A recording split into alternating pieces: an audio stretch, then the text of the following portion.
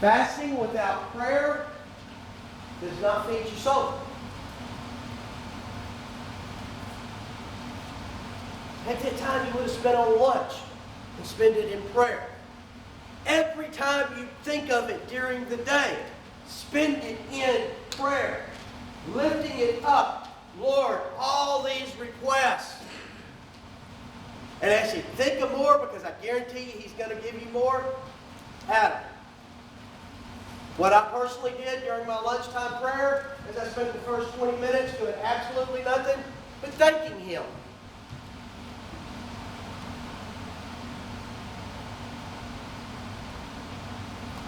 If you normally sit on these pews, I thank Him for you. I thank Him for what He's already done in your life. Because if He hadn't already been doing some pretty wonderful things in all the lives in here, guess what? We wouldn't be under attack. But what we're going to talk about this morning is it ain't just us that's under attack, y'all. 2 Timothy chapter 3 talks about the fact that as it gets close to the end times, we'll know it. Matter of fact, let me just turn it. I'll read that. I was not prepared to do that one. God said do it, so we're going to do it.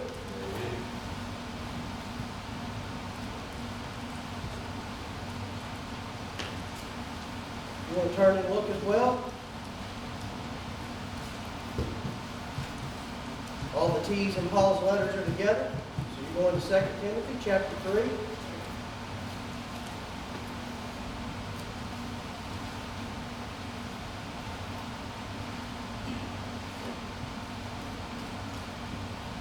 Timothy 3.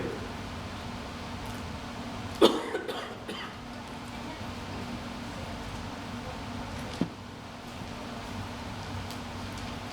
going to put y'all back on the chairs. Sit up. You're not laying down. You're not playing. You're not going anywhere.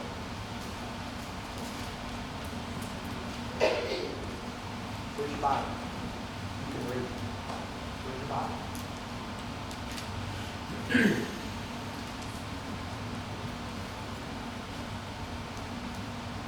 You know that you are a lot more likely to hear from Jesus if you sit here and read His Word yourself instead of just listening to what I've got to say.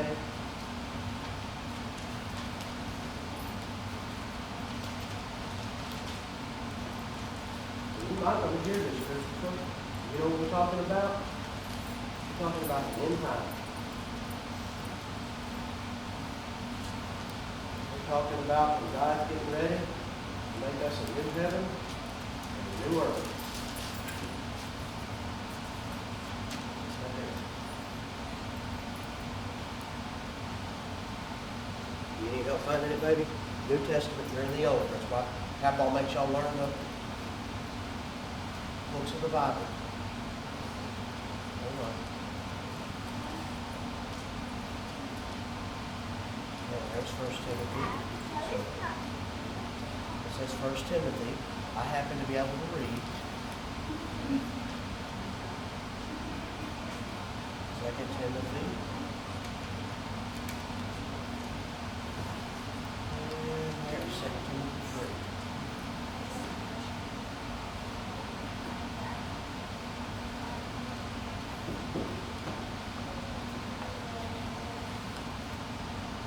Said, when you go to Paul's letters, the T's are all together. If you find Titus, hey, you're right here by it.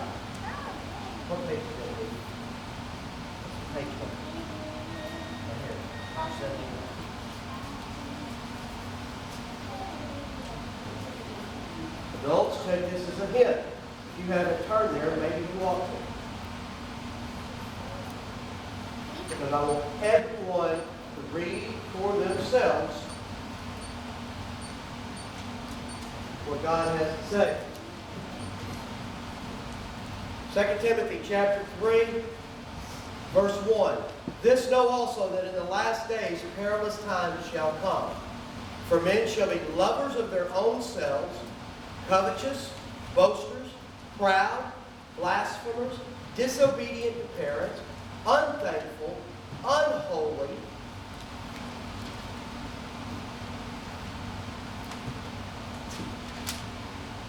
without natural affection, truce breakers, false accusers, incontinent, fierce, despisers of those that are good, traitors, heady, high-minded, lovers of pleasures more than lovers of God, having a form of godliness, but denying the power thereof. From such turn away. Does any of that sound familiar? Sounds like right outside the doors of this church, doesn't it? It's what's going on right now. And that's why I have absolutely no doubt the message that God has given this morning. If you will, turn back to Haggai.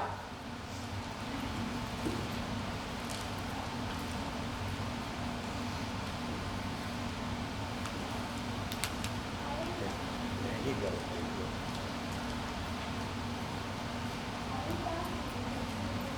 Okay. We're in the right section. That's one page.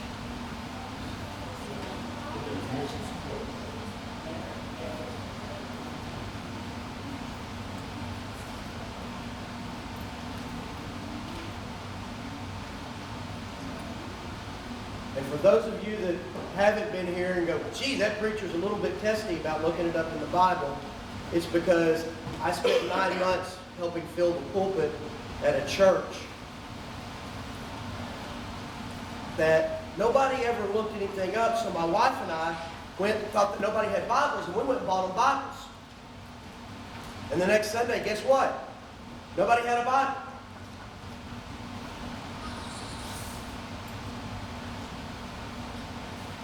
Like I told Christopher, God's Word can and will move in you. If you have the Holy Spirit, the Word of God is going to speak to you. I don't want Robert to speak to you. I want God to speak to you. That's what this is about. And you see, this week, we've been in special prayer. Gentlemen, I told you I'm not going to talk over you.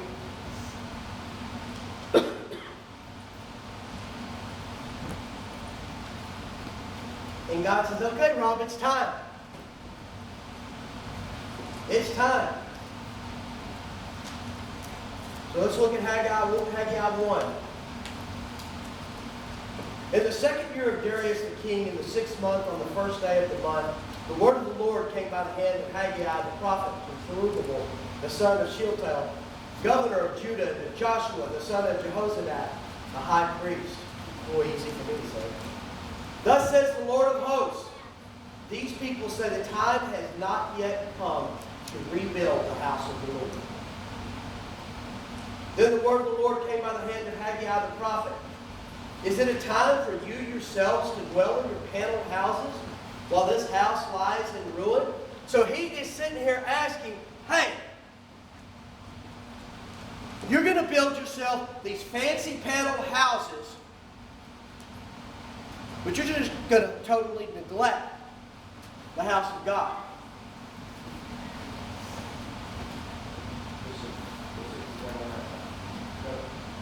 I told you if you're going to sit here and talk, you should go to sit.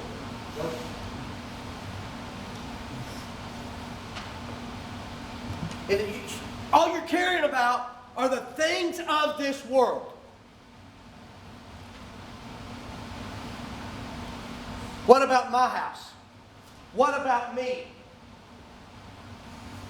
Now, we just read 2 Timothy chapter 3, right? And that's a time of now. Folks, this is a time of now. This is a time of now. Doesn't that describe the world? All everybody cares about is, what do I get? They don't care about God's. I've been in so many churches that, preachers at times get wrapped around the axle on tithes, and I know some people that tithe wonderfully. But I guarantee you that they wouldn't have been helping load the biscuits and stuff back there like Debbie was. They walk in and they pay some money and they're expecting they walk out. Hey, my job is done. My due is done. I paid some money to God.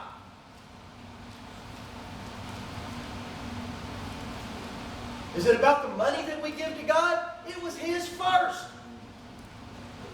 If He wants funds to do something, God will take care of it. But what Jesus said is that the harvest is many and the workers are few. Church, it's time to go to work. And this isn't just the First Baptist Shannon Hills. This is the church. God's saying we're in that time. Get off your rear and get moving.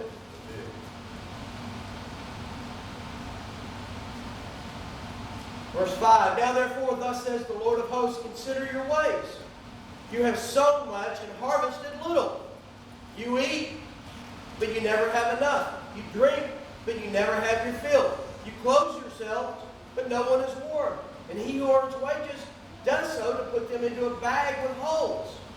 Thus says the Lord of hosts, consider your ways.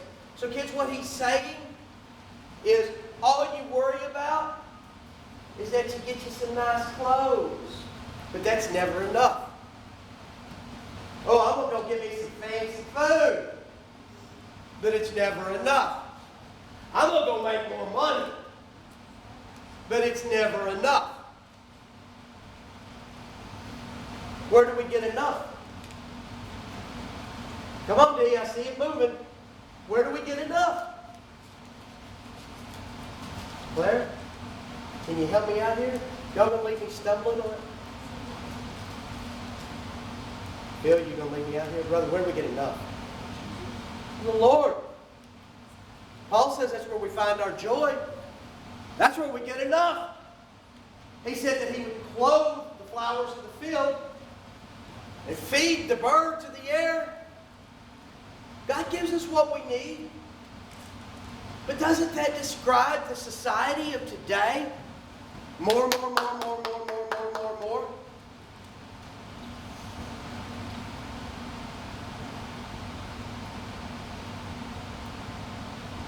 Verse 8. Go up to the hills and bring wood and build the house, that I may take pleasure in it and that I may be glorified. Church, get up and go to work on His house. Now, Nikki, I know you were raised in the church. Matter of fact, you were probably raised sitting about where Phil is. She going, yeah, But what was you taught? Is this God's house? Or are you the temple of God? We are the temple, right? So if He's saying, build the house, Nikki, He's not saying, come in here and make this the most glorious building in Shannon Hills. He's saying, Debbie, build the house. Build my temple. Get into the Word of God. Strengthen your faith. And share it.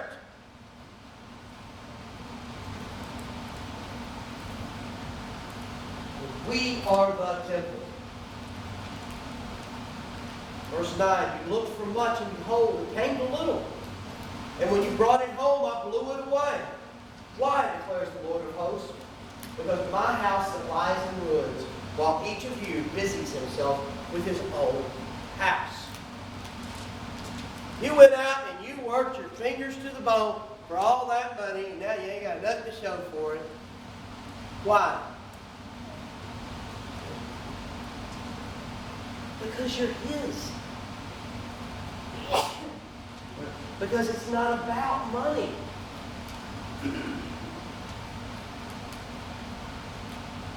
It's not about the money. It's about your heart. It's about who you are. You can have as much money as Trump. And if you ain't got a heart for Jesus, it ain't worth nothing. And by the way, I just basically transliterated the book of Ecclesiastes. You can have it all, and it ain't worth nothing. Next he tells us in verse 10, therefore the heavens above you have withheld the dew, and the earth has withheld its produce. And I have called for a drought on the land and on the hills and on the grain and on the new wine, the oil, and what the ground brings forth, on man and beast, and on all their labors. How many of you have complained about humanity in the last 20 years? Folks, our drought is in faith. Our drought is in love. Our drought is in Christ.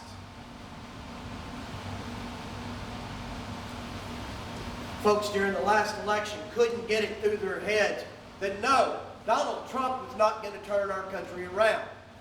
The only thing that's going to turn our country around is if God's people get on their knees and turn to Him. That's it. There is not a man on this earth that can stop the slide that we are in unless he is on his knees with his brothers.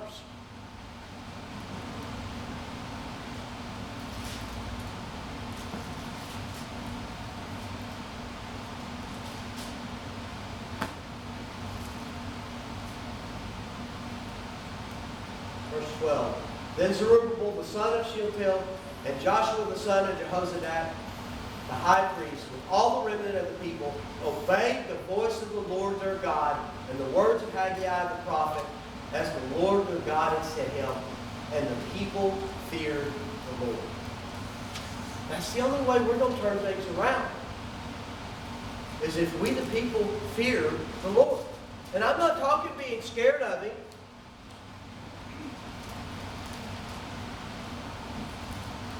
Claire, if you really get out of line, will Matt tighten you up? Will he spank you up? Yep. So let me ask you a question. Are you honestly scared of him? Or is he a big teddy bear? He's a big teddy bear. Whatever.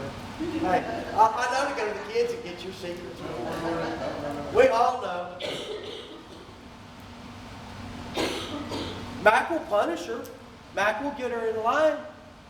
But Mac loves her and she knows it. She ain't scared of him. That's what it's talking about here by fear, baby. If you know if you act wrong, he's going to get you in line. But he's not talking about you sitting there scared to death. We should fear the Lord.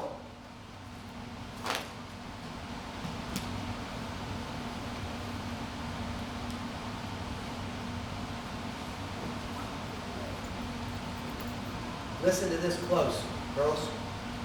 Christopher, listen close. Verse 13. Then Haggai, the messenger of the Lord, spoke to the people with the Lord's message. I am with you, declares the Lord. They have turned, they are working on God's house. And He says, I am with you, declares the Lord. Paisley, what's Matthew 28:20? Speak it loud so they can hear you, baby girl. I am with you always. I am with you always.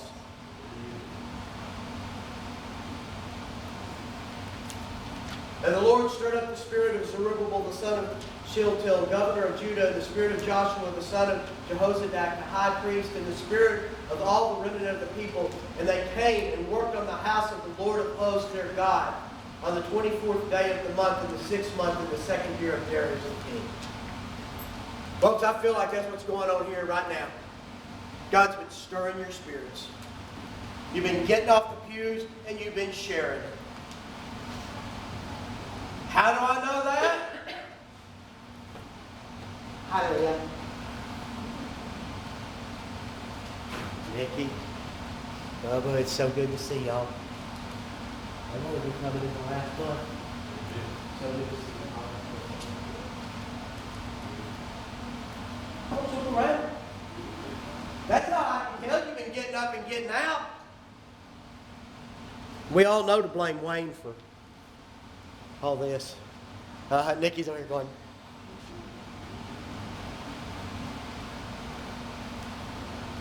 But even young Diana's getting up and getting out. Diane, I'm sorry, not Diane. Yeah, Connor, it's your turn. Bring me some friends, dude.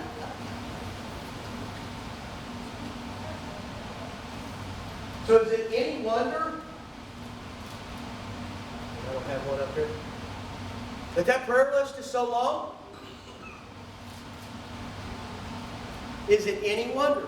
For some of you, no one understands. It's not Satan attacking. For some of you, it is a test of faith. It is things are going on in your life, and God is showing you just how strong your faith is. Some of you, you've been going on track way too good, and he's doing his absolute best, Satan is, to get you off track. Some of you were off track, and now you're getting on track, and Satan don't like that a bit. Oh my goodness, what in the world would happen if every month we added 2 families from Shannon Hills? Do you realize that by next fall, there would be 24 more families here? And the fall after that, 48? If 48 families in Shannon Hills, and here's a little kicker for you too. Let's not just do it here. Let's do it at Vimy Ridge, Emmanuel. Let's do it at North Sardis. Let's do it at every single one of the churches. Let's do it at the Methodist Church. Let's put 2 more families in every church in this area. And then what happens to Shannon Hills? Oh, it'd be a changed woman. And you know what? When Shannon Hills starts changing, pretty soon it's going to affect Sardis. It's going to affect East End. It's going to affect Landmark. Pretty soon all this area is affected. It's going to start affecting Little Rock. We might see shooting numbers go down instead of up.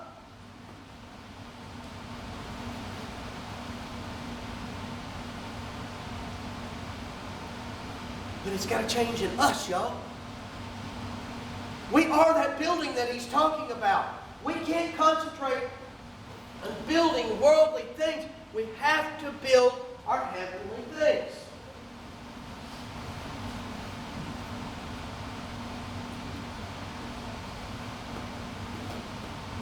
Chapter 2. In the 7th month, on the 21st day of the month, the word of the Lord came by the hand of Haggai the prophet. Now you notice on there that it's got dates. Everything all the way through Haggai has dates. This is the best dated book in the whole Bible. And there are actually 4 sermons in this book. But the 4 sermons come together as one. And these sermons came together when they were trying to rebuild the temple. And I mean, they were really trying to rebuild the temple. How many of you knew that the Jews hated the Samaritans? Here's one of the reasons why. Because they're going in and they're trying to rebuild the temple, and the Samaritans have filed suit in the courts to stop them from rebuilding the temple. The Samaritans held it up for 17 years. Them getting the temple completed. And now we're in chapter 2. We're in the 3rd sermon. Verse 2. Speak now to Zerubbabel, the son of Shealtiel, governor of Judah, and to Joshua, the son of Jehozadak, the high priest, and to all the remnant of the people, and say, who is left among you who saw this house in its former glory? How do you see it now? It is not as nothing in your eyes. Miss Margaret, what were the churches like when you were a kid? Brother, I would say Brother Ed, but we all know that he won't talk. Huh? How were churches like when you were a kid? Were there just a few people or were they pretty well packed? It was packed. We were talking this morning, Brother Ed had asked about the churches down at Woodson. And I call it Church Road. There are 12 churches in a mile on Woodson, down there in the community of Woodson. And not a single one of those churches has more than 12 people in it. Except for the Black Southern Baptist Church. It does have probably about 30. But all the rest of them got 12. But back in the day, y'all, every one of those churches was filled. Becky, you remember what it was like when you were a kid here? This place was packed.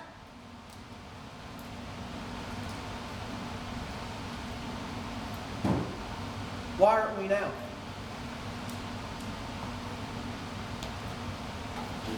Why isn't every one of these churches packed? Sunday's supposed to be God's day, right? Sunday's the day we're supposed to be coming to worship God. We can go out there and we can start talking to people in the community, and I guarantee you we'll find all kinds of answers. We got a ball tournament today. Oh, so you're teaching your kids that softball's more important than church. Friends that their daughter was on a traveling gymnastics team. Well, we got to meet in Texas. Well, we got to meet in Oklahoma. Well, we got to meet in Louisiana. They showed up in church twice a year, and it wasn't CEO, the Christmas, Easter only. What are they teaching the kids? Softball's more important. Yeah, everything else is more important.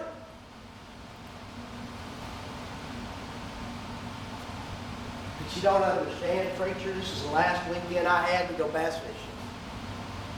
I got to work next weekend. Hey, don't you look at him. He went trout fishing yesterday, so he could be here in church today. Let me tell you, I didn't pray to catch fish. I was just there talking. It just so happened on both sides of it, they were catching a ton of it. I just wasn't catching it. So I guess he was blessing them, but me and they were having a conversation while he was. Well, let me ask you a question, honestly. If you had started catching fish, what would have happened to your conversation with Jesus? I wouldn't have been around. It wouldn't have been interrupted? Yeah. I got news for you, man. When I'm in the deer stand, I know good and well, if I pray and all of a sudden I get a deer, that's when the work begins. And you got to get out and you got to drag it, and you got to clean it, and everything else. And that good one-on-one time with Jesus comes to an abrupt end. It's about your time with Christ. The church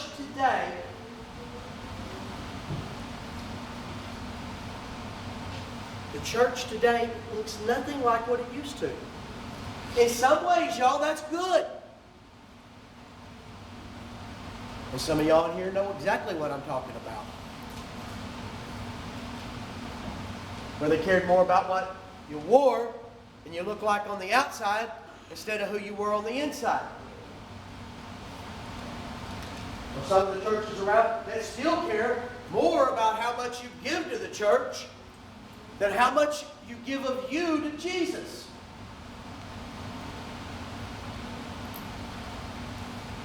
In some ways, we're better. Lots of preachers like to go around and talk about the fact, well, you know, COVID. You know what COVID did? It was a winnowing of the chaff. When you harvest wheat, there is a whole lot of trash that comes with it. There ain't nothing but little bitty bits of the seeds that are worth anything. And there's a whole lot of trash. And you know what happened with COVID? The trash blew off. Hey kids, remind me next weekend to show y'all the winnowing of the chaff. Okay? I've got a video on it. That's really cool. A modern farmer has got a great big fan set up, and he's pouring his wheat in front of that fan, and it blows all the trash away so that the wheat can drop down. But that's what we had with COVID. It was all the people that had an excuse. And here's what the bad thing. Satan's using it big time. Because I know some families that the mama is sold out on Jesus. But you know what she's also found out? And if you do this to me, I'll beat you and hunt you down, Lady Jackson. Because she's got a lot of kids, too. She's found out she can sleep in and just watch the service online in her pajamas. But y'all, it ain't just about the service. It's about the fellowship. I mean, Dustin hadn't come in here, I would never got to really meet him. The heck with the van, it's him and her. I wouldn't have to come in here and have her look at me sometime and go, Rob, get in line. I wouldn't have Matt call me out. I wouldn't have Miss Margaret get me in line. No, it's about the fellowship. Iron sharpens iron is what the Bible says. It says that as the days come closer in Hebrews, it says not to forsake assembling because of the way that we encourage each other. Megan, imagine your week without coming in here on Sunday mornings and getting the encouragement of the other women that you do. It's not just an encouragement for you, but an encouragement to be in your Bible, an encouragement to stay in Scripture, an encouragement to stay in walk. Or if you've had a week like Megan's, just an encouragement of love to wrap their arms around you and say, we love you. That's why we're supposed to be here. Do you wonder why the world's like it is? Because they ain't got that. And that's part of what we need to share, y'all. That's part of what we need to share. Okay, I know you've had a really bad week. Come to church Sunday. Seriously. Tell you what, leave before the stinking preacher ever gets in the pulpit. Just come and meet these folks. Come and spend some time with them. I loved it when we had people who were coming in here on Tuesday night for the Bible study, Wednesday night for the thing, but never showing up on Sundays. That's fine. I want folks who are seeking Jesus, not seeking Rob.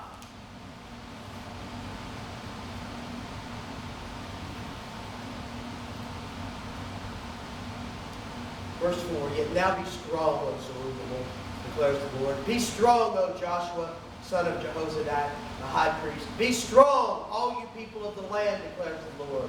Work, for I am with you, declares the Lord of hosts.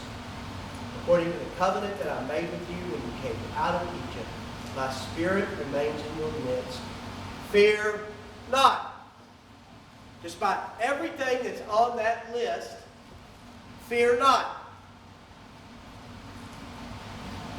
Miss Margaret, get you a highlighter and highlight that. And as you're dealing with all of the people that work over there with Megan, as a matter of fact, you ought to share this verse with some of yours.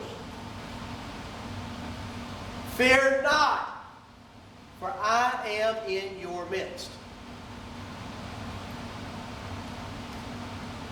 No matter how bad the world gets, no matter how crazy, no matter how long our prayer list gets, fear not. For thus says the Lord of hosts, yet once more in a little while I will shake the heavens and the earth and the sea and the dry land. Well, y'all, we done spent a long time on Revelations. And that's where he's going with that.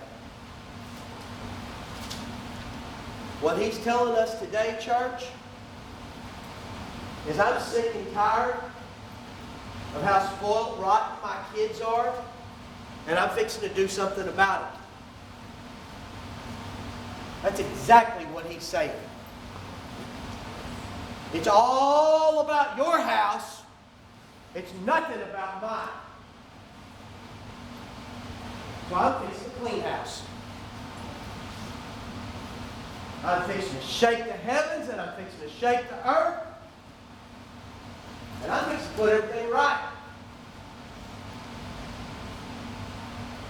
Thus says the Lord of hosts, ask the priests about the law. If someone carries holy meat in the fold of his garment and touches with his fold bread or stew or wine or oil or any kind of food, does it become holy? The priest answered and said, no. Then Haggai said, if someone who is unclean by contact with a dead body touches any of these, does it become unclean? The priest answered and said, it does become unclean. So kids, I'm going to ask you this, all right? I got a dirty, nasty spoon that's been in a mud puddle or something, and Diane's already getting sick. Can I just go in there and touch it on a clean wash rag and it's clean? No.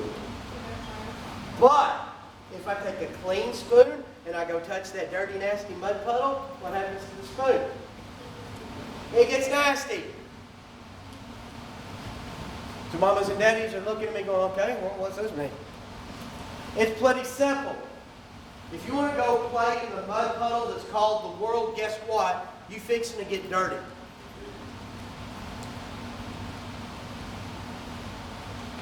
You being clean and going into it don't make it clean. But it can and will make you dirty. You have to beware.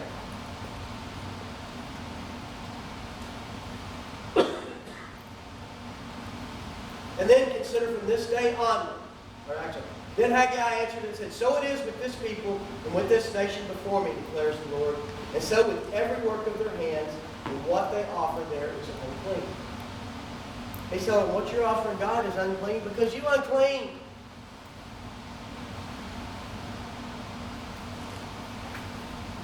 If Katie comes in here and offers the church $300,000 because she wanted to buy it off because she got a guilty conscience because of something she did, is that going to make her clean? No. No. It ain't about our works. It ain't about our money. It's about our heart now. It's about our heart. Is your heart clean? Is your heart for God? Or is it for bubblegum? That's putting it in good terms for you. Do you care more about bubblegum than Jesus? Do you care more about ice cream than Jesus? Huh? Wonderful answer. I'm lactose intolerant.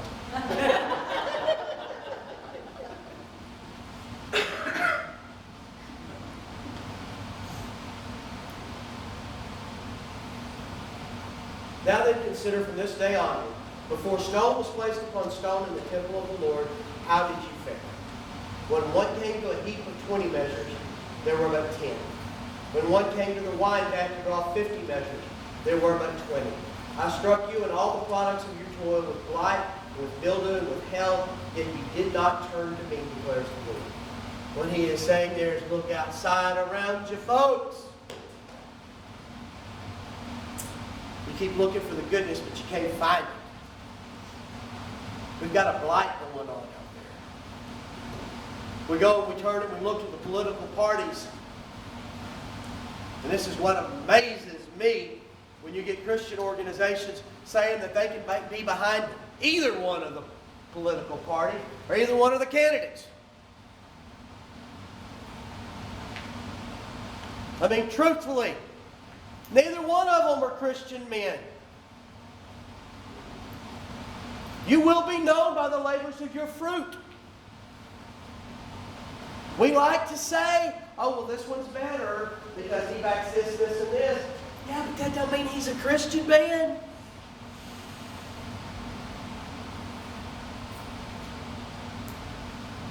And I'm going to tell you this. Probably the only thing I will ever say political from the pulpit. The one that gets elected is the one that God wanted. It don't matter if it's the ugliest and worst and everything. But I can show you in the Bible where God says that no king comes to power that He didn't put there. So God's planning on using whoever gets in office. And your duty as a Christian is to pray for that person and to pray for the nation. And to pray that we come along. And it's also to be a Christian all through the election. I have seen people that, this is what I truly, tongue-in-cheek, love, will spew the worst hate you have ever seen on Facebook in their political posts, and then turn around and want to post a Christian post. Let me remind, No. And it comes from both parties. Take a look at 1 John 4:8. God is love. God is not a Democrat or a Republican, y'all.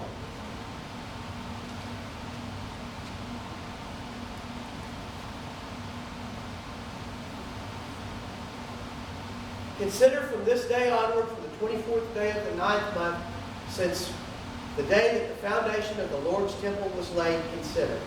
Is the seed yet in the barn? Indeed, the vine, the fig tree, the pomegranate, the olive tree have yielded nothing. But from this day on, I will bless you. From this day on, I will bless you. Church, if we start working on rebuilding God's true temple, from this day on, I will bless you. That's a promise.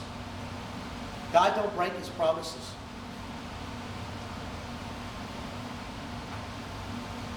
I was sitting in East End Cafe when God told me to open up Haggai, that's what I'd be preaching. Okay. And then I started reading, and then I started crying sitting there in the cafe. Because all it took was the first read, and I knew exactly what He was talking about.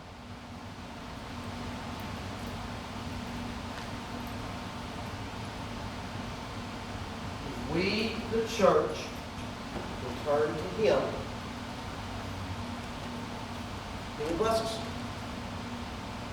Zerubbabel, so the word of the Lord came a second time to Haggai on the 24th day of the month. Speak to Zerubbabel, governor of Judah, saying, I am about to shake the heavens and the earth, and to overthrow the throne of the kingdoms. I am about to destroy the strength of the kingdoms of the nations, and overthrow the chariots and the riders and the horses, and the riders shall go down, every one by the sword of his brother. On that day, declares the Lord of hosts, I will take O Zerubbabel, my servant, the son of Shealtiel, declares the Lord, and make you like a signet ring, for I have chosen you, declares the Lord of hosts. Church, God chose you.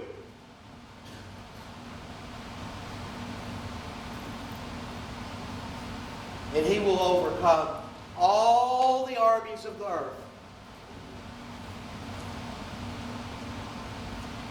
Will we have some trials? You betcha. But it's okay. I read the back of the book. We win. But what He's telling us here today, what He is telling the church today in Haggai, is it's time, y'all. When we did the Not a Fan series, we talked about it was time to be a true follower of Christ and not just a fan. It is time to get out of the bleachers and get on the field and get into the game.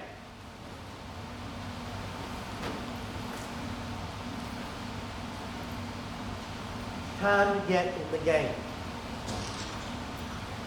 Megan has an opportunity every day to share with some people that are hurting. There are probably quite a few that are lost.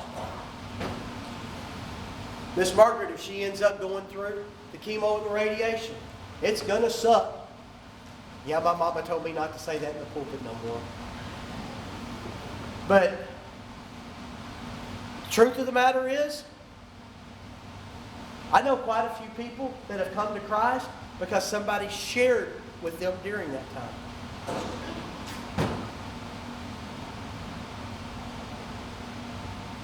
Every single one of us in here on a daily basis are in the lives of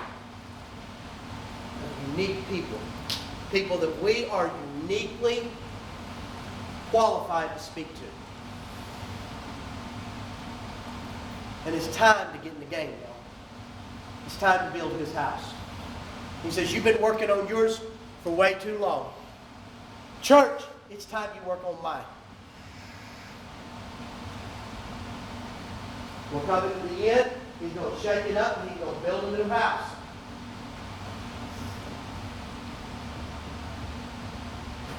Matthew 6:33 tells us to seek ye first the kingdom of God and His righteousness, and all these things will be added to you. We know that we're walking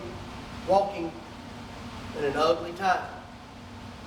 2 Timothy talks about the fact that Bible preaching churches are going to be hard to find. And that the people out there in the world, says, oh, they're going to find the ones who will tell them exactly what they want to hear. Exactly what they want to hear. You want to find somebody that'll tell you it's okay to go ahead and go smoke all the weeds you want to? I guarantee you, you're going to find a church that'll tell you it's okay. That it's okay to go get drunk Friday night and come to church Sunday morning? Definitely. If you're going to get drunk Friday night, still be in church Sunday morning.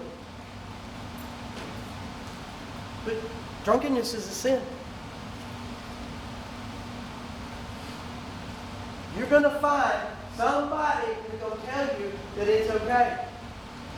What it kind of means, Claire, is you're going to find somebody who's going to tell you it's okay for you to hit your sister. Yeah, it's okay for you to take something to Leah's without asking. It's okay for you to scream at your mama. There are churches out there that tell us adults all that stuff, right? But are they God's house? Are they built upon God's Word? Church, it's your job to go out there and help your friends find the other. That when somebody is sitting there and they're telling you the things, I really wish that Dawson was in here today. Because for those of you who don't know, we now have cameras up, and we're going to have even more cameras up. Chris, we're going to sit there.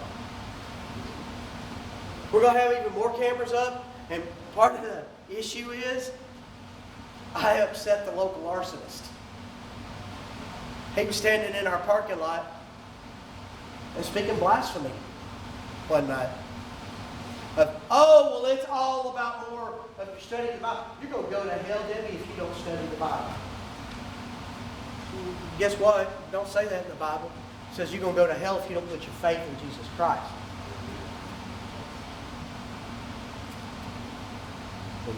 Everything that he had to say was to get people off track. I mean, think about it. What if Rose placed all her faith in the fact of whether she read her Bible instead of in Jesus? She read her Bible diligently. She'd still go to hell. She didn't place her faith in Jesus. Hopefully, in reading her Bible, she would have been like Martin Luther and go, wait a minute, this ain't right.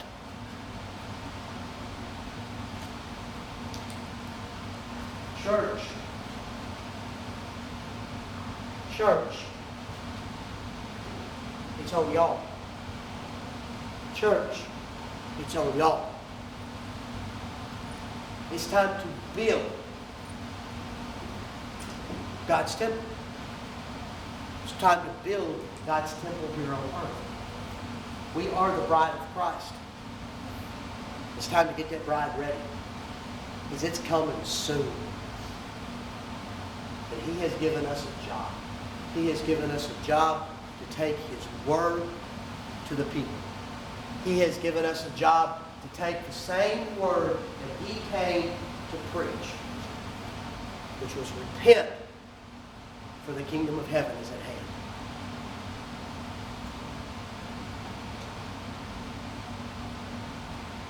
Are you more worried about the world? Or are you more worried about God's kingdom? That's his challenge right here in this whole book. Are you worried about what he wants you to do in his kingdom? Or are you more worried about what you can buy? Are you more worried about what they don't think about you? We all know that. Oh man, I can't say that. Don't think that I'm just one of those Jesus freaks. Hi, my name is Rob. I'm a Jesus freak. And if you had never heard that song, please come see me. Do you remember that from the day, Nikki? Or did y'all ever listen to it? It's a hard rock song. And it's Jesus freak. I'll have to play all that for y'all when we say that. Y'all got stormed down the gauntlet. It's time. He told me in absolutely no uncertain terms. It's time. Get off the bleachers and get in the game. Let's pray. Our most kind and gracious Lord and Savior, I love you, Jesus, and I thank you. I thank you, Jesus, for every young, smiling face that you have here in this church. I thank you, Lord, for every old, smiling face in this church. Lord, I thank you for the grumpy ones. Thank you, Lord, that they love you enough that this morning they got up and they came here so that they could share fellowship with brothers and sisters. Lord, help each and every one of us to be where it's continually about you and not about us. Lord, we love you. That's why we're here. And we're ready, Lord, to do what you need us to do. So I'm going to ask, Father, that this week you speak to each and every heart here. And you guide them and you show them the tasks that you have for them. Because I know, Father, that it's going to be different for each and every one of us. That open our hearts and open our minds, Lord, to receive it from you. Be with us, Father, as we move into this new time for the church of prayer and fasting as a corporate body. And Lord, may it grow. May the churches in our area join us on Thursdays. But even if they don't, Lord, even if I'm the only one in this church that will pray and fast that day, let it be all about you. And Lord, let it be all about your people. Thank you for all you've done in our church, Lord, your church, and all that you're about to do. Wrap your loving arms around us. And Father, once again, I lift up this long list and all of the ones, Lord, that aren't on it. I pray, Father, for those who are incarcerated, that you'll wrap your arms around them and they feel your presence. I pray, Lord, that you'll use us in a mighty way in their lives. Lord, we lift up Sister Margaret for healing. We pray, Lord, that latest scan, that it's only about what she's already known. Lord, we pray that you speak the healing, that you put your touch in, Lord. I've watched you work so many ways in so many lives. Lord, we lift up thanks to you for what you did with Mackenzie Tuesday. Lord, there's no doubt in my heart that she had compartmental syndrome and that she had a broken arm and she had a broken leg. And that between urgent care and children's, because of all your people coming to you, that you healed. Lord, be with us and watch over us. Place a hedge of protection around us, Lord, as you did Job. blessed name of Jesus I pray.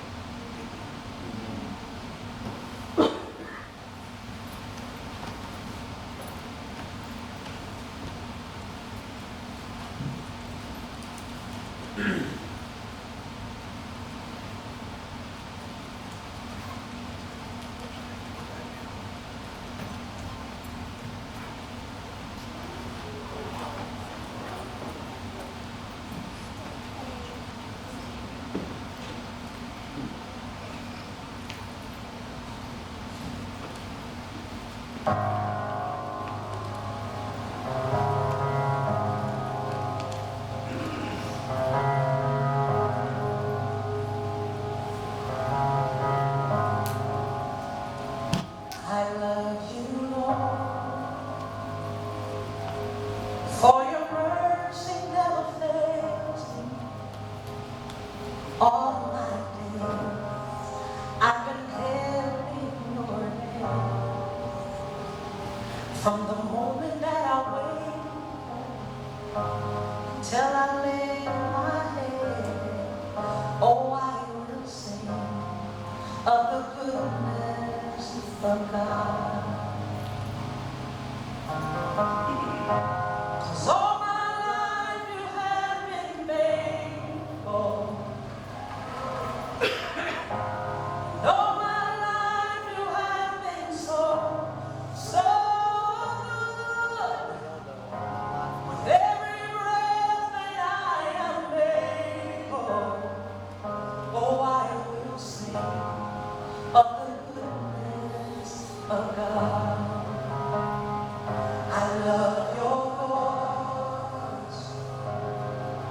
You have led me through the fire in darkest night.